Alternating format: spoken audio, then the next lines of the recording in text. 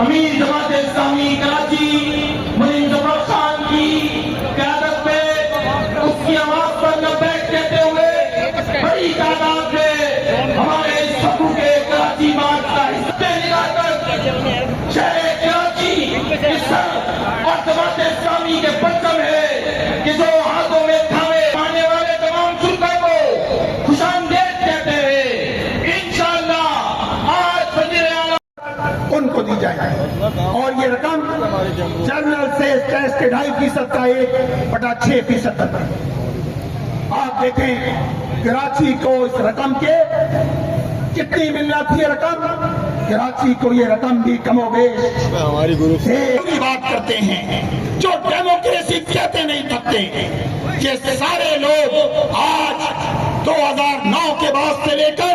16 سال گزر گئے، یہ پروونشل فائنینس کمیشن کرنے کے لیے تیار نہیں ہے۔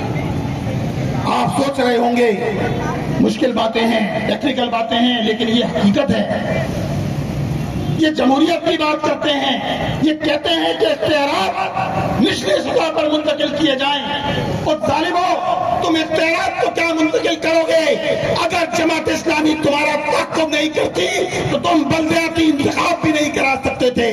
یہ جماعت پھر تم نے انتخابات کرائے ہیں، تم بات کر رہے، اور کچھ لوگ تو آخری دنوں تک سازش کرتے